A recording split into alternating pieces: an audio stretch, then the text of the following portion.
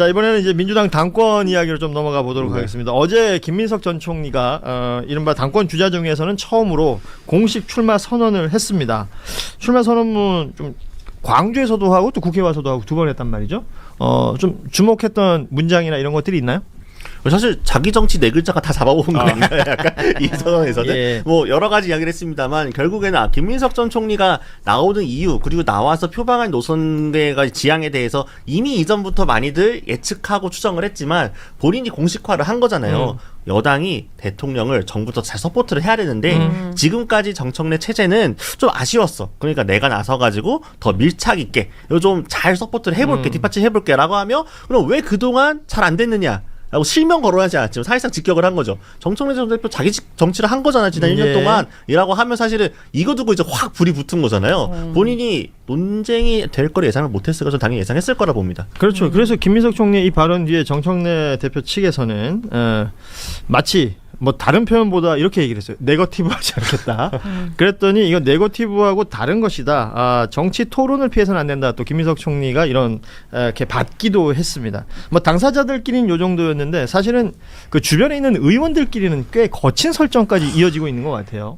거친 정도가 아니라 저는 오늘 약간 이탈해버린 것 같아요. 이성은 의원이 오늘 올린 글은 뭔가 감기약 얘기는 경로에서 이탈해버린 얘기고 그러니까 아무리 뭐 전당대회고 뭐고 해도 뭐 전쟁이고 뭐 이렇게 비유적으로 얘기를 하지만 같은 당에서 치러지는 선거에서 출마 선언 오늘 했는데 이렇게까지 얘기를 해야 되는 필요와 말하자면 목적은 뭐냐 이런 부분에서 좀 근본적으로 약간 이런 방식의 정치를 또 봐야 하는가. 더군다나 지금 이 집권 1년밖에 안 된 민주당 선거에서 이런 거에서 좀 약간 이렇게까지 또 얘기를 하는구나 이런 생각 들었어요. 평택 선거가 갑자기 확 떠오르면서 네거티브 하지 않겠다고 하셨는데 이렇게 가면 안 될 것 같고 김민석 전 총리님이 말씀하신 것처럼 정책 토론했으면 좋겠어요. 민주당이 어떤 방향으로 어떤 정책을 가지고 나아갈지 그런 토론하는 모습 봤으면 좋겠다 생각했습니다. 그러니까 지금 당권 주자 세 분이 사실은 워낙 정치를 오래 해온 사람들이기 때문에 흑역사 배틀로 가면은 각각 1시간 특집이 필요해요. 다. 1시간으로 부족해요.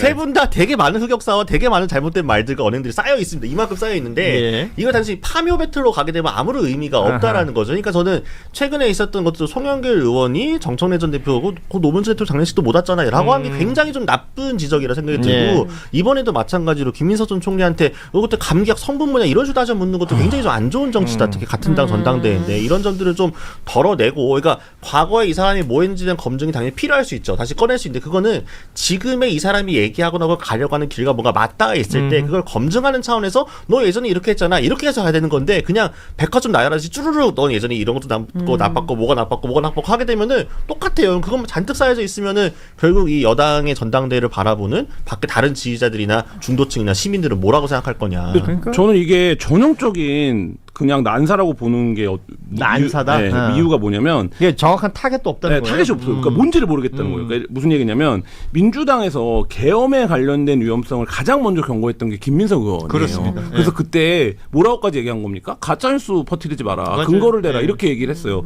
김민석 의원이 어쨌든 소수의 몇몇 의원들과 정보 교류를 하면서 이거를 몇 개월을 버틴 거라고요. 저도 그때 말도 안 된다고 생각했어요. 무슨 이 계엄을 하냐 이렇게 생각을 했단 말이에요. 근데 민주당이 계엄에 관련해서 어떤 정보 수집을 하고 오늘 뭐 박선원 의원도 그 얘기를 했던데 이럴 수 있었던 이유 중에 하나가 이재명 김민석 의원, 그러니까 당시 당대표 최고위원이 이 부분에 대해서 남다른 판단을 했었기 때문이에요. 물론 판단을 했던 근거가 있겠죠. 지금 뭐 다 알려지지 않았지만. 자, 이제 그러면 이 계엄을 막는 데 있어서의 김민석의 역할이라는 건 오히려 평가돼야 될 대목인데 왜 이거를 계엄 당일에 뭐 했냐. 그리고 이제 실제로 사실관계도 틀려서 오늘 고발이 당한 거 아닙니까? 이 부분이 좀 이해가 안 가는 거고. 근데 이거를 정청래 의원이 이른바 지금 뭐 사통론 이런 거 얘기하잖아요. 내 대통령론. 근데 각각의 대통령, 그러니까 앞에 김대중, 노무현, 문재인은 수식어가 없어요. 수식어가 없고 그냥 이제 대통령인데 이재명 대통령을 설명할 때 뭐라고 얘기를 하냐면 이재명 대통령과 1, 2, 3 내라는 비상계엄을 함께 막은이라는 표현을 쓰거든요. 근데 이 이제 말하자면 메시지와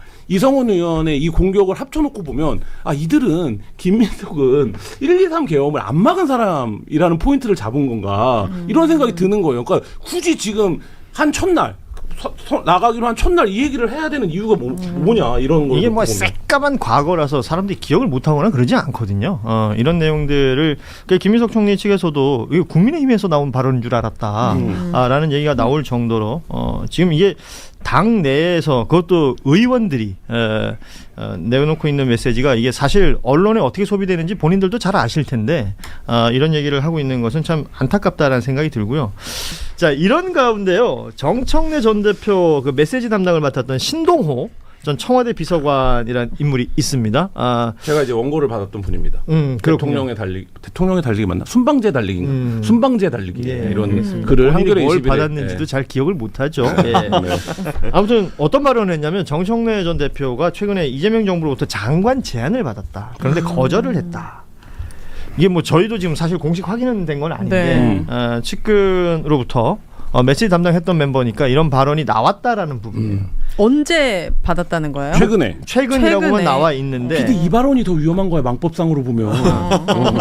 그러니까 요 말이 전 실제 대본에 있는 것만 읽었을 뿐인데.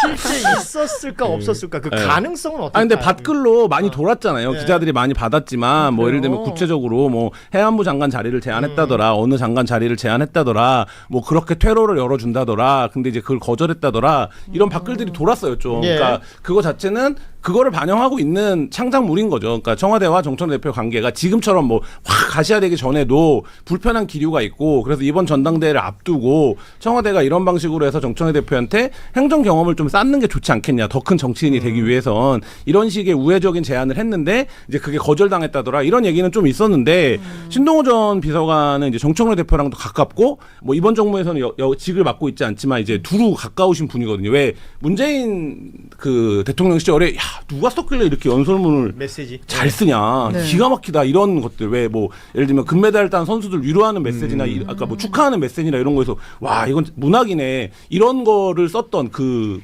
담당자인데, 그러니까 이제 두루 친분을 갖고 있는데 이제 이런 얘기를 해서 지금 또 뭐 이슈가 되고 있는 거죠. 그렇습니다.